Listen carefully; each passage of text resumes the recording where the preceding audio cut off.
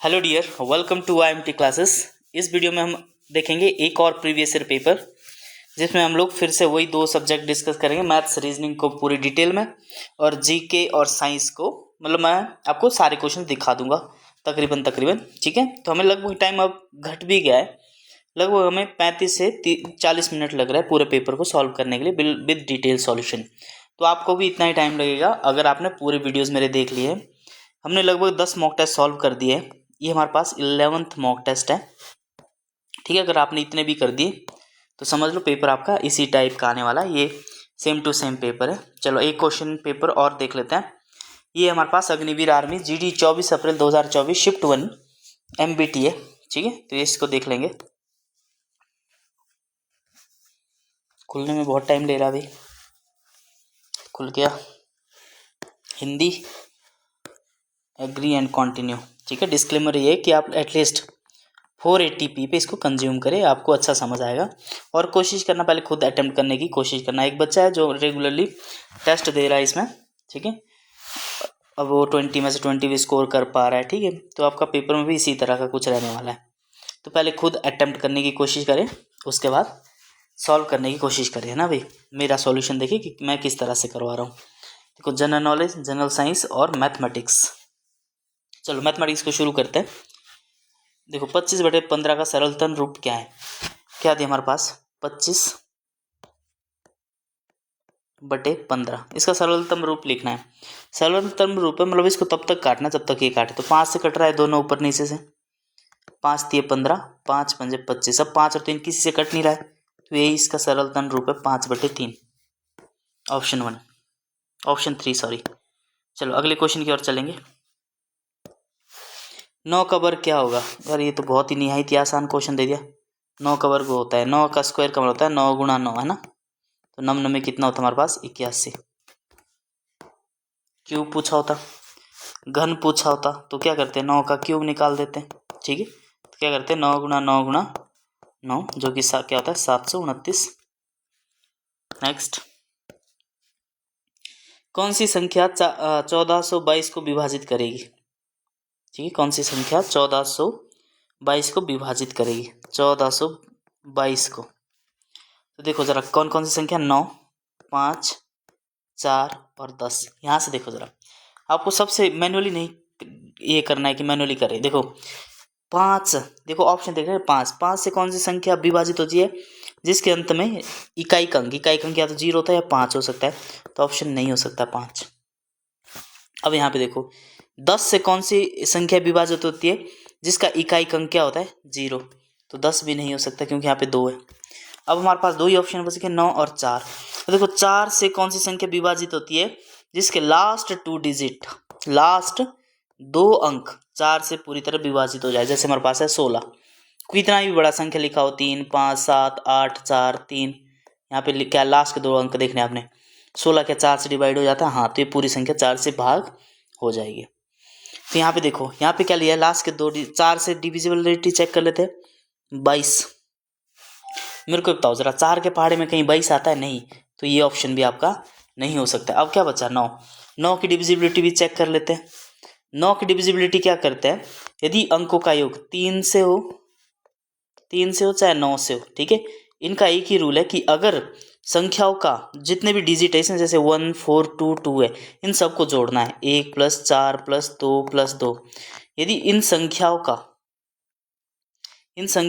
जो भी संख्या है ना, इनके डिजिट अगर जोड़ दिए जाए और इनको जोड़ के जो भी आ जाए नंबर आ जाए, यदि वो 9 से डिविजिबल हो जाएगा या भाग हो जाएगा तो संख्या पूरी तरह से 9 से कट जाएगी। तो इनको जोड़ो जरा, कितना है 1 और 4 5 और 2 7 और 2 9। क्या 9 से कटता है, बिल्कुल कटता है।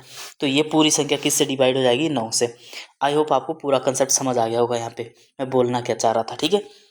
तो ये 9 से विभाजित हो जाएगी पूरी तरह से। क्लियर है, अंकों का योग है ना। यदि 9 से भाग हो जाए तो वो पूरी तरह से 9 से या 3 से जिससे भी भाग हो जाए वो उससे कटेगा। बोला 600 रुपये का 10% खर्च करने के बाद कितना धन बचता है, मेरे को बताओ जरा। आप दो तरीके से कर सकते हो। 600 का यदि 10% खर्च करने पर इसका 10% निकालो, ठीक है। 2 0 से 2 0 6 60 रुपये। 60 रुपये खर्च कर दिए जाए तो कितना बचेगा, 600 में से 60 घटा दो, कितना बचा भाई 540। एक तो ये हो गया आंसर इसका। एक तरीका तो ये हो गया कि 600 का 10% निकाला, उसको 600 में से घटा दिया। एक तरीका तो ये हुआ। दूसरा तरीका आप क्या कर सकते हो, अच्छा कितना परसेंट खर्च करना है, 600 में से 600 का हमने सिर्फ 10% खर्च करना है, तो बचेगा कितना, 100 में से 10 घटा दो 90%। एक तरीका ये हुआ। 2 जीरो से 2 जीरो 6 9 में 54, तो सीधा भी निकाल सकते हो 540। जिस तरीके से भी समझ आया हो दोनों तरीके से कर सकते हो। इसका आंसर हुआ 540। Got it. नेक्स्ट क्वेश्चन देखो क्या बोल रहा है, 12 और 35 का लघुत्तम समावर्त ज्ञात करो। 12 और 35 का एलसीएम निकालना हमने। किससे काटोगे भैया आप, 2 से काटोगे, 6 दूनी 12, 35 तो कटता नहीं तो 35 का 35 लिखोगे। अभी किससे दोगे, 2 से, जब तक 2 है तब तक 2 से ही काटना है। तो 3 दूनी 6, 35। अब 2 से दोनों ही नहीं जाते तो किससे जाते, 3 से। 3 से काटो, 3 एकम 3, 35 नहीं कटता तो 35 से काट करोगे। अब यहाँ पे देखो 3 से नहीं जाता, 3 से नहीं जाता, 5 से जाएगा, 7 पंजे 35। अब किससे करोगे, 7 से। ठीक है, तो ये हो गया पूरा का पूरा। तो इसको निकाल दो, कितना आएगा इसका, गुणा लिख दो, 2 दूनी 4, तो ये 12 पंजे 60 गुणा 7, 6 7 6 के 42 यानी 420 आया। आप ऐसे भी लिख सकते हैं 2 गुणा 3 गुणा 5 गुणा 7, यहाँ पे 2 दूनी 4, तो ये 12 पंजे 60 गुणा 7, 7 6 के 42, 1 0 420। तो इसका आंसर कितना आया बच्चे, 420 आंसर। नेक्स्ट क्वेश्चन, 160 और 150 का औसत क्या है, क्या निकालना आपने, 160 और 150 का औसत। पेपर में ऐसे ही क्वेश्चन आते हैं सिंपल सिंपल से, लेकिन वहाँ पे हाथ कांपते हैं। 160 और 150 पे आप गलत जोड़ देते हो, क्यों, वहाँ पे टाइमर का प्रेशर रहता है। मैंने खुद पेपर दिया, मैं खुद एग्जाम क्वालिफाइड हूँ, मैं CGL 2022 के थ्रू सेलेक्टेड खुद हूँ, तो मैंने ये सारे ऑनलाइन फेस किए हुए सारे पेपर किस तरह से होते हैं। ठीक है, तो मैं 160 और 150 पे वहाँ पे मैनुअली जमा करना पड़ेगा कॉपी में, तब विश्वास होगा अच्छा ये ऑप्शन मैच हो रहा है कि नहीं हो रहा है। इतना कॉन्फिडेंस गिर जाता हूँ वहाँ पे पेपर में, है ना। इसलिए जब भी ऐसा लग रहा है ना आपका कॉन्फिडेंस गिर रहा है, एक रिलीफ ले लो, बड़ी लंबी सांस ले लो, और फिर से एग्ज़ाम करने के मूड पे आ जाओ। ठीक है, चलो ठीक है, इस क्वेश्चन को करते हैं। 160 और 155 का, या 160 और 150 का औसत ज्ञात करो। तो क्या होता है, औसत क्या होता है, जितनी भी संख्या है उनका जोड़ बटे कुल कितनी है संख्या है, यही तो ऑप्शन आता है। तो मैंने दोनों संख्या को जोड़ दिया, बटे संख्या है कितनी 2, इसको 2 से डिवाइड कर दिया, जोड़ दो कितना आएगा, 0 तो 0 ही रहेगा। 15 और 16 होता है 31 बटे कितना 2, काट दो इसको, 2 एकम 2। मैं ऐसे कर रहा हूँ जैसे आप एग्जामिनेशन हॉल में करोगे। 2 एकम 2, कितना बचा 1, 5 दूनी 10, और यहाँ पे कितना बचा 5 दूनी 10, 155। ठीक है, तो इसका आंसर कितना है 155। अब कॉन्फिडेंस है, लगा दो। नेक्स्ट क्वेश्चन की ओर बढ़ो। एक वर्ग में कितने शीर्ष होते हैं, बता दो भाई कितने शीर्ष होते हैं एक वर्ग में, ये वाले, ये क्वेश्चन रिपीट तो नहीं हो गया। ये कितने कोने होते हैं, 4 कोने होते हैं, तो एक बार में 4 कोने होते हैं, ये रहे। नेक्स्ट क्वेश्चन की ओर चलेंगे भाई। उस लड़के की गति क्या है जो 200 मीटर की दूरी तय करने में 4 सेकंड का समय लेता है। देखो स्पीड इज इक्वल टू क्या होता है, डिस्टेंस बटे टाइम। ठीक है, तो क्या पूछता है, गति, गति भी यही होता है, चाल, गति बोलते हैं चाल को। चाल बराबर क्या होती है, दूरी बटा समय। अब दूरी कितनी दी है, डिस्टेंस कितना दिया हमारे पास 200 मीटर, टाइम कितना दिया है 4 सेकंड। देखो ये मीटर में ये सेकंड में, तो कोई प्रॉब्लम नहीं आने वाली। स्पीड मीटर सेकंड में होगा, सपोज दैट 1 किलोमीटर में, तो इसको हमारे को मीटर में कन्वर्ट करना पड़ता है। ये भी याद रखना, 1 किलोमीटर कितने के बराबर होता है 1000 मीटर, है ना। और आपको दौड़ कितनी लगानी पड़ती है 1 मील, जो कहते हैं 1.6 किलोमीटर, इससे थोड़ी सी ज़्यादा ही होती है। ठीक है, 1 मील की दूरी से ज़्यादा ही होती है। तो आप क्या बोलते हैं उसको, 1600 मीटर दौड़ते हैं हम लोग भाई आर्मी में ना। टाइम दिया होता है, अब तो अच्छा टाइम दिया होता है, 5.5 टाइम मिनट तो देते ही है सबको। देख लो कितना आएगा अभी, टाइम दिया डिस्टेंस दिया, तो स्पीड निकलेगी आराम से। स्पीड इक्वल क्या निकल जाएगा, 200 मीटर डिस्टेंस है और टाइम कितना है 4 सेकंड, तो 4 से कट जाएगा 5 बार 50 मीटर पर सेकंड। ठीक है, 50 मीटर पर second, option number 4 is the right answer. ठीक है, 50 मीटर पर सेकंड है। नेक्स्ट क्वेश्चन, यहाँ पे देखो x³ - 27 बराबर है 0। x³ माइनस 27 बराबर है 0। तो x³ बराबर कितना आएगा, माइनस का क्या हो जाएगा प्लस, है ना। तो x इक्वल टू कितना आएगा क्यूब रूट, ये जब 3 परले साइड हो जाएगा ना, the cube root of 27। x की वैल्यू कितनी आएगी 3, x की वैल्यू कितनी आएगी 3। ठीक है। तो ये रहा भाई हमारा अगला क्वेश्चन, 9th क्वेश्चन।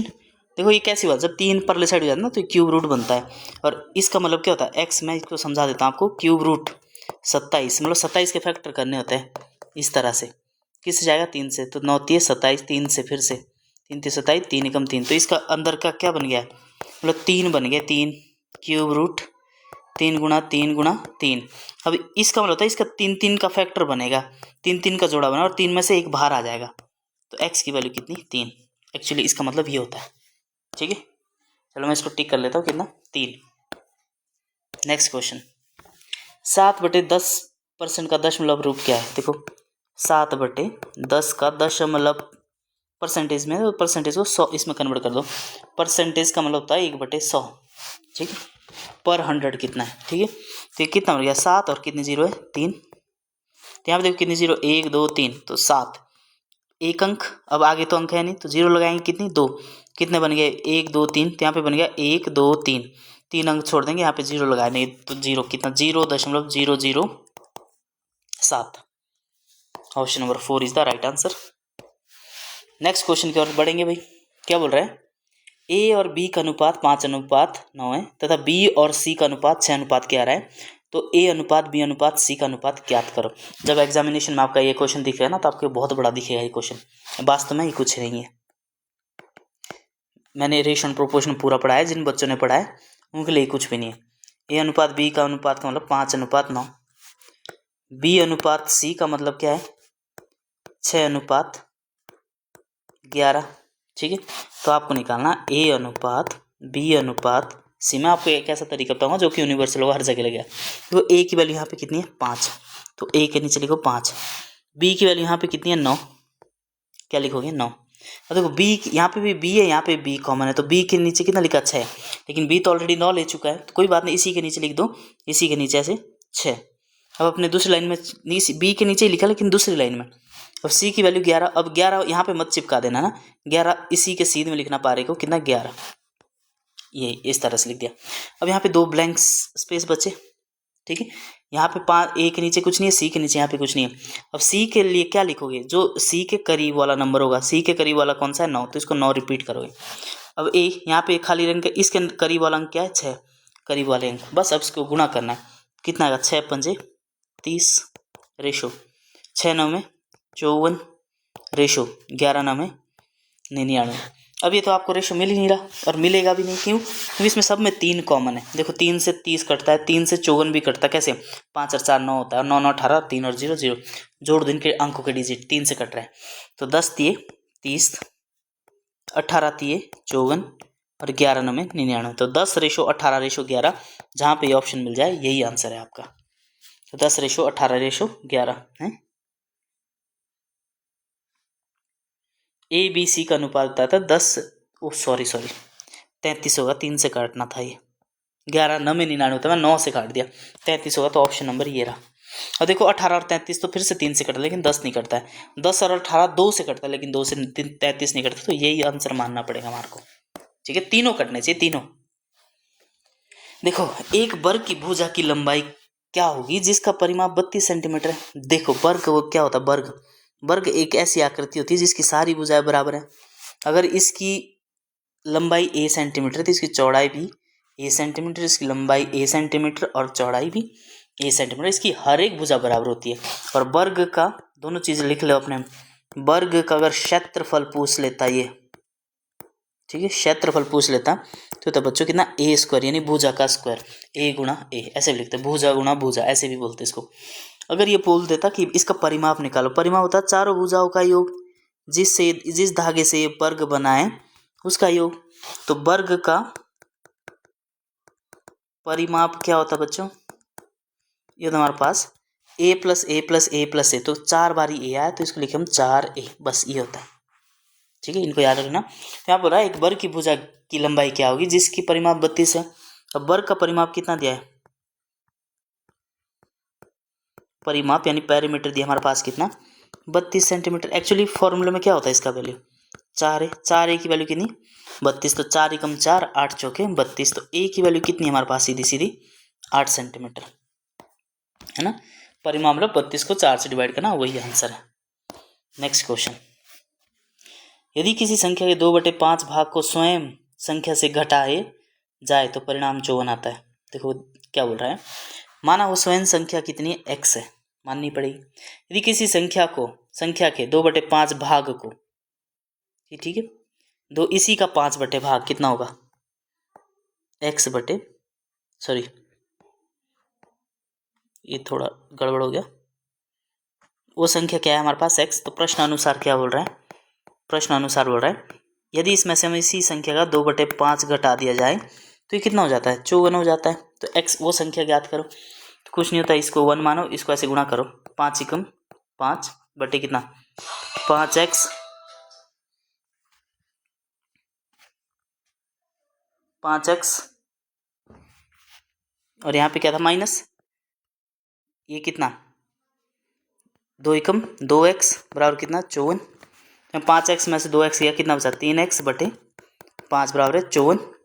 यहाँ पे देखो 3 से काट दो, 3 एकम 3 18 आती है 54, तो x की वैल्यू कितना देखो x बटे 5 और यहाँ पे क्या बता 18 गुणा 21, को फिर से क्रॉस मल्टीप्लाई कर दो, x एकम में x 18 पंजे 90। समझ आया क्या किया मैंने, कोई संख्या मान के चलो x में से यदि इसी संख्या का 2/5 घटा दिया जाए, तो x में से मैंने 2/5x घटा दिया तो संख्या क्या बोल रहा है 54 आता है। तो ये बता रहा है कि x का मान ज्ञात करो, x का मान कितना 90 आंसर।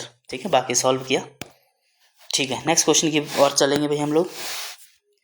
यदि a किसी कार्य को 15 दिनों में पूरा करता है तो 6 दिनों में उस कार्य का कितना भाग पूरा करेगा।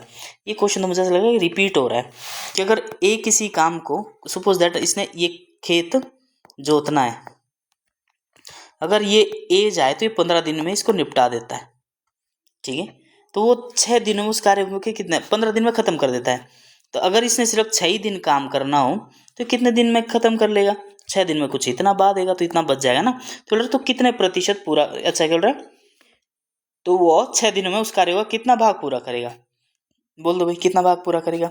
वो करेगा एक्चुअली टोटल कितना कर सकता हो 15 में से कितना कर देगा वो 6, वही तो बोलते हैं 100 में से आपके कितने मार्क्स आए 10 मार्क्स, तो कितने प्रतिशत 10% कर दिया आपने। ठीक है, ऐसे लिखते थे, टोटल तो 15 है और 15 में से सिर्फ 6 दिन गया हो, तो 15 में से 6, तो यही तो करते थे यार, 6 में से 15, 6 बटे 15 काटो, इसको 3 से कट रहा है, 3 से कट रहा है ना, तो 3 दूनी 6 और 5 दिए 15, तो 2/5 भाग इसका पूरा कर देगा, ऑप्शन नंबर 2। आगे बढ़ेंगे भाई, आगे क्वेश्चन दिया है 84, ये दिया हमारे पास सिंप्लीफिकेशन, तो व्यंजक क्या लिखा है 84 भाग देना किसको 4 गुणा 3, तो 84 भाग 4 3 कितना 12, पहले ब्रैकेट सॉल्व होता है, 84 को 12 भाग 12 के टेबल में 84 आता है कहीं पे, भाग कम होता है 84 बटे 12, ऐसे भी इसको लिख सकते हैं। तो 84 भाग करो 12 से, 12 के टेबल में आता है 12 6 72, 12 7 84, तो इसका आंसर कितना आएगा 7, यानी 84 को आपने 12 से भाग देना तो आंसर कितना 7, गलती मत कर देना, पहले ये मत करना 84 को 4 से भाग दिया उसके बाद गुणा गया, नहीं पहले ब्रैकेट पूरा सॉल्व होगा। ठीक है, चलो नेक्स्ट क्वेश्चन देखो, जब द अक्षर दाईं ओर से वर्णानुक्रम में लिखे गए हो तो 8वें स्थान पर अक्षर ज्ञात करो बाईं क्रम से। ठीक है, देखो बायां होता है इस साइड को जब आप लिख सकते हैं ABCDEF, और दायां होता है यहाँ से इस तरह से। ठीक है, दायां क्या आंसर होता है Z से, ZYXWVUTS। ठीक है, इस तरह से होता है, एक पोजीशन, दूसरी पोजीशन, तीसरी, चौथी, पांचवी, छठी, सातवीं और 8वीं। ठीक है, तो आप ऐसे भी कर सकते हो 27 में से 8 घटा दो। ठीक है, तो कितना आ जाएगा भाई, उस दाईं तरफ से निकल जाएगा, वही आंसर होता है। तो 27 में से 8 गया, 17 में से 8 गया 9 और 1, 19वीं पोजीशन में क्या है हमारे पास S आंसर। ये ऐसे भी कर सकते हो, मैनुअली भी लिख सकते हो। अगर आपको दाईं तरफ से पूछेगा ना, दाईं तरफ से पूछेगा तो उसको 27 में से घटा देना, जो उनसे भी पूछेगा। अगर पूछेगा भाई दाईं तरफ से बोलो, अगर तो बाएं तरफ से पूछे, बाएं तरफ से तो उल्टा होता है। बाएं तरफ से 8वां पोजीशन किसका होगा, एच का। एच की वैल्यू 8 होती है ना। अगर पूछेगा कि भाई बाईं, ये तो बाएं होगा, दाईं तरफ से, जैसे मैं बोल रहा हूँ राइट तरफ से, दायां इस तरह से होता है हमारे पास, बाएं होता है लेफ्ट टू राइट और दायां होता है राइट टू लेफ्ट, ठीक है, इस तरह से। अगर पूछा जाएगा कि बोलो भाई, या तो मैनुअली कर सकते हैं आप जेड, जैसे मैंने अभी यहाँ पे किया, या आप दूसरा तरीका क्या अपना सकते हो कि उसको 27 में से घटा सकते हो, कितने में से, 27 में से जितना भी पूछेगा। अगर बोलेगा आपको कि भाई दाईं तरफ से 11वें पोजीशन पे क्या आएगा, तो क्या करोगे आप, 27 में से क्या घटा दोगे, 11, 7 में से गया 6, 2 में से गया 16, तो 16 पोजीशन में क्या होता है हमारे पास, EOTOP, ठीक है, बस ये आंसर है। तो इसका आंसर क्या है भाई, सीधा एस। नेक्स्ट क्वेश्चन, अब रहा एक्स की रैंक ऊपर से 12वीं थी, यदि कक्षा में छात्रों की कुल संख्या 16 थी, तो कक्षा में नीचे से एक्स की रैंक क्या है। ये क्वेश्चन आपको रट गया होगा, मैंने बहुत बारी करवा दिया आपको। क्या होता है हमारे पास, देखो हमारे पास क्या होता है, total is equal to left plus right minus 1। अगर कभी लेफ्ट निकालना होता है तो क्या होता है, टोटल, तो यहाँ पे राइट दिया होता है ना, राइट प्लस 1। अगर कभी राइट निकालना होता है तो क्या होता है, टोटल माइनस लेफ्ट प्लस 1। बस कुछ भी पूछा होता है। अभी लेफ्ट राइट कुछ भी हो सकता है, दायां बायां ऊपर नीचे आगे पीछे कुछ भी हो सकता है ना। क्या बोल रहा है, एक्स की रैंक ऊपर से कितना दिया है, ऊपर से रैंक दिया हमारे पास कितना, 12वीं। अब बोल रहा है कुल कितने, कुल है हमारे पास 16, तो बोल रहा है नीचे से बताओ। एक ही बात है, फॉर्मूला तो यही रहेगा, फॉर्मूला तो चेंज होने ही वाला नहीं है। कुल इस साइड को लिखना है, तो नीचे से आपको क्या लिखोगे, नीचे बराबर है कुल माइनस ऊपर से रैंक प्लस 1, बस यही है। तो देखो नीचे से अपने आप निकल जाएगा, कुल कितने हमारे पास 16 माइनस ऊपर से कितनी रैंक है 12वीं प्लस 1, तो 16 प्लस 1 कितना हुआ 17, माइनस 12 कर दोगे तो कितना आएगा 5। आपका आंसर कभी भी गलत नहीं होगा अगर आपको ये 3 कंसेप्ट क्लियर है तो, ठीक है, ये आपका 100% सही हो जाएगा। चलो नेक्स्ट क्वेश्चन, एक निश्चित कूट भाषा में केयर को 27 लिखता है। एक निश्चित कूट भाषा में क्या लिखा जाता है, 27 को बोले कोडिंग डिकोडिंग। तो ये 27 कैसे बना है, इन्हीं को जोड़ा होगा। सी की वैल्यू कितनी होती है 3, तीसरे पोजीशन में होता है, ए होता है 1, आर होता है 18 और ई होता है 5वें पोजीशन में। अब देखते हैं कि ये है कि नहीं है भाई, इनको जोड़ दो, 3 और 1 4, 18 और 4 22 और 5 27, मतलब यही है। इनको जोड़ दिया सबको तो क्या बना 27। अब बोल रहा है कि ब्लू को कैसे लिखोगे, ब्लू, तो बी का मतलब होता है 2, एल का मतलब होता है 12, यू का मतलब होता है 21 और ई का मतलब होता है 5। तो जोड़ दो इनको भाई, 12 और 2 14, 14 और 5 19 और 21 कितना 40, ठीक है, समझ आया। दोबारा से जोड़ लेते एक बारी, ई 5 होता है, यू 21, एल 12, आई जे के एल, हाँ ठीक है, बी 2 होता है। तो 12 और 2 14, 14 प्लस 5 कितना है 19, और 19 और 21 कितना 21 को दो 20 और 20 40, तो इसका आंसर बिल्कुल 40 सही है, ठीक है। अगला देखो, निम्नलिखित श्रृंखला में प्रश्न चिन्ह को उपयुक्त विकल्पों में से बदले, ठीक है, क्या लिखा है, NO QTXC। सच बोलूँ तो मेरे को भी अभी नहीं है पता क्या आएगा इसका आंसर, तो इसको देख लेते हैं। क्या करोगे आप, N की मतलब कितना 14, O का मतलब कितना 15, Q का मतलब कितना है 17, T का मतलब हमारे पास 20 होता है और X का मतलब क्या होता है 24 और C का मतलब कितना 3। अब देख लेते क्या क्या है, यहाँ पे 1 बढ़ाया गया है, यहाँ पे 2, यहाँ पे 3, यहाँ पे 4, यहाँ पे 5, तो यहाँ पे कितना भाई 6 और 3 कितना था 9, और 9 पे क्या होता है HI, ठीक है, I +1 +2 +3 +4 ये सीरीज चला इन्होंने, खुद ही पता चल जाएगा आपको अगर आपको न्यूमेरिकल डिजिट यानी आपकी अल्फ़ाबेटिकल ऑर्डर पता हो कि किस तरह से किसको क्या बोलाता है। अब यहाँ पे देखो फिर से श्रृंखला है, मतलब ये सीरीज के क्वेश्चन है, कभी ABCD में दे दिए जाएंगे, कभी आपको नंबरों में, 48 96 24, आगे क्या आएगा और लास्ट में क्या हमारे पास 12, कुछ ना कुछ तो बनाता होगा।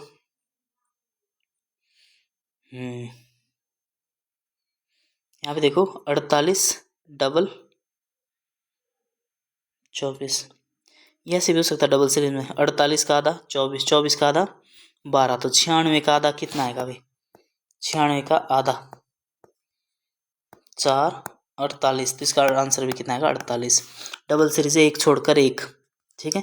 48 का आधा 24, 24 का आधा कितना? 12, फिर 96 का आधा 48, ठीक है। ऐसे डिकोड करना था इसको, ठीक है। हो गया, 20 क्वेश्चन हमने अटेम्प्ट कर लिए। तो हम लोग जीके की तरफ चलते हैं। देखो अभी सिर्फ 25 मिनट है, 25 मिनट में मैथ्स और रीजनिंग खत्म। बस इतना ही टाइम लगेगा जब आपकी ठीक ठाक प्रैक्टिस हो रही। मुझे नहीं लगता मैं कि बहुत फास्ट करवा रहा हूँ, क्वेश्चन ही सिंपल आ रहे हैं और ऐसे ही आते पेपर में। बंगाल के पहले गवर्नर जनरल कौन थे? आपको पता होना चाहिए बंगाल का पहला गवर्नर जनरल। ये ऐसा लग रहा है कि रिपीट है थोड़ा पेपर। गोदावरी नदी राज्य में उत्पन्न होती है। छत्तीसगढ़ के वर्तमान मुख्यमंत्री कौन है? पता नहीं, ऐसा लग रहा है कि रिपीट हो गया ये पेपर। मथुरा डैश नदी के किनारे स्थित है।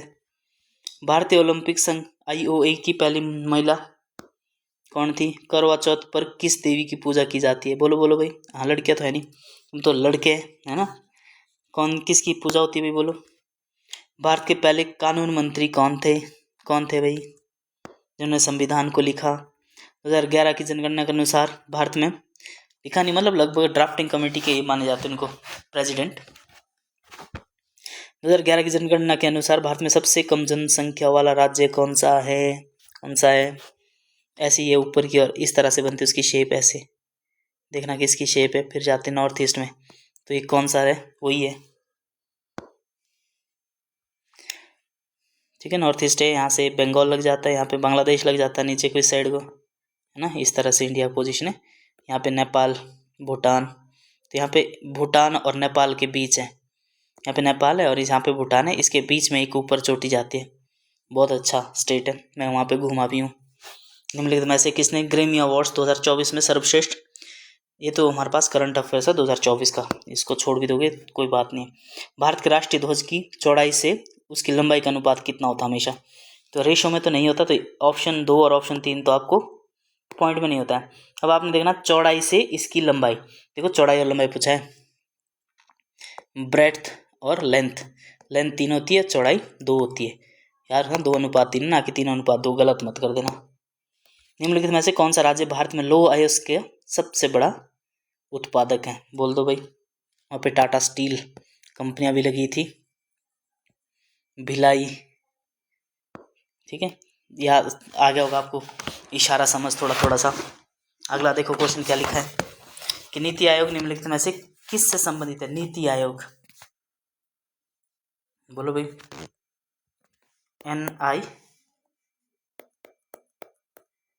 NITU, national institute of transforming, ठीक है। इस तरह से इसकी फुल फॉर्म है। किससे संबंधित है नीति आयोग? पहले क्या था इसका और आज क्या है उसका, किससे संबंधित है? निम्नलिखित में से कौन सा राज्य वार्षिक सूरज कुंड शिल्प मेला आयोजित करता है? सूरज कुंड शिल्प मेला कहाँ आयोजित किया जाता है? बस ये बोलना आपने। भारत में स्थापित पहली तेल रिफाइनरी कहाँ थी? कहाँ थी? असम में थी वो, है ना। अब कौन सी जगह थी आपको बताना इसमें से। कोची, कोची तो असम में है ही नहीं। ऐश्वर्या रिफाइनरी, जामनगर रिफाइनरी, अब जिसका नाम नहीं लिया मैंने वही आंसर है। भारत के संविधान का अनुच्छेद 51A है, क्या संबंधित है? संपत्ति का अधिकार, संपत्ति अधिकार आर्टिकल 31 में था, जिसको अब लीगल अधिकार बनाया गया था 300A के तहत। मौलिक कर्तव्य और मौलिक अधिकार, मौलिक अधिकार होते हैं 1235 के बीच में। राज्य के नीति निर्देशक सिद्धांत कितना होता था? 35 से, 35 के बाद जितनी होती है 36 से 50, 51, और 51A में किसका वर्णन किया गया हमारे पास? आपको पता है क्या होते थे? बाकी तो सारे मैंने बता दिए, एक ही बचा है जो आंसर है। पौधों को अतिरिक्त पानी से छुटकारा दिलाता है कौन भाई? बाष्पोत्सर्जन। सुबह उठोगे तो पेड़ के जो पेटल्स होते हैं ना, पेटल्स होते हैं पेड़ की पत्तियों के जो पेटल्स होते हैं, इस तरह से इसमें देखना सुबह क्या हो रहा होता है, एक बूंदे बूंदे से चिपकी होती है, वही हमारे पास क्या होता है, बाहर की ओर फेंक रहा होता है, उसको क्या बोलते हैं? वेपोराइजेशन। निम्नलिखित में से कौन सा जानवर मुकुलन द्वारा प्रजनन करता है? बोलो भाई, कौन सा होता है ये? हाइड्रा, पढ़ा है सबने। मानव शुक्राणु और अंडाणु कहाँ मिलते हैं? फैलोपियन ट्यूब्स में। कहाँ मिलते हैं भाई? मानव शरीर में कुल कितनी हड्डियाँ होती है सबको पता है? 206 होती है, 300 कितना होता है, 206 होती है। मानव शरीर में दूसरी सबसे बड़ी ग्रंथि कौन सी है, दूसरी सबसे बड़ी, तो पहली कौन सी होती है, ये भी ध्यान रखना है। मानव में विटामिन सी की कमी से कौन सा रोग होता है, सबको पता है। देखो, बी से होती है बेरीबेरी, सी से स्कर्वी, डी से होती है रतौंधी, और ए से होती है रेटिनॉल, यानी ए से होती है रतौंधी। ठीक है, इसमें देख लो ना, सी से कौन सी कमी होती है और उसका असर क्या होता है, कहाँ पे होता है इसका असर। लार का पीएच मान क्या होता है, पीएच की स्केल देख लेना भाई, सोरेनसन ने जो दिया 0 से लेकर 14 तक, 7 पे उदासीन होता है, इससे पहले अम्लीय और इसके बाद क्षारीय। तो बोलना लार का पीएच मान क्या होता है। सोडियम क्लोराइड का रासायनिक सूत्र क्या होता है, बोलो भाई। NaCl, जब ये टूटता है तो ये टूटता है Na+ और Cl नेगेटिव। ये दोनों कैसे बॉन्ड होते हैं, ये होते हैं हमारे पास आयनिक बॉन्ड, एनायन और कैटायन। लोहे के जंग लगने में क्या होता है, मेरे को बताओ जरा, क्या होता है, कौन सा रिएक्शन होता है इसमें से। निम्न में से किसे भविष्य की धातु कहा जाता है, टाइटेनियम। पोटेशियम सल्फेट का रासायनिक, पोटेशियम होता है कैल्शियम, सल्फेट का मतलब होता है SO4। ठीक है, ये क्या होती है, देखो पोटेशियम और SO, यहाँ पे देखो potassium magnesium oxide, potassium hydroxide carbonate, तो इन्होंने पूछा है सल्फेट, सल्फेट का K2SO4। गति के नियम के प्रतिपादक कौन है, क्या ये प्रतिपादक क्या होता है, who is the propounder of laws of motion. अच्छा, कौन था भाई, लॉज ऑफ मोशन किसने दिए थे, तो आपको पता है किसने दिए थे। ठीक है, जिसने क्लासिकल मैकेनिक्स पूरी पढ़ी थी, पर आपने पढ़ी नहीं होगी, आप तो अभी 12th वगैरह के आसपास में हो गए। ठीक है, तो ये था न्यूटन, जिन्होंने दी थी थ्योरी फोर्स की पूरी। पृथ्वी का मध्यम कक्षीय वेग क्या है, बता लेना ही। उसके बाद देखो, जी का मान अधिकतम कहाँ होता है, बोलो भाई कहाँ पे होता है, ध्रुव पे या भूमध्य रेखा पे, ये याद रखना। पृथ्वी के केंद्र पर या फिर सभी जगह समान होता है। अधिकतम होता है कितनी, इसकी वैल्यू लगभग 9.8 मीटर पर सेकेंड स्क्वायर होती है। ठीक है, 9.8, कभी पूछ भी लेता है मीटर पर सेकेंड स्क्वायर, इसकी वैल्यू इतनी होती है। और ये देखना अधिकतम कहाँ होती है, ये देख लेना। निम्नलिखित में से किस मात्रा में इसकी SI इकाई न्यूटन के रूप में है, बोलो भाई।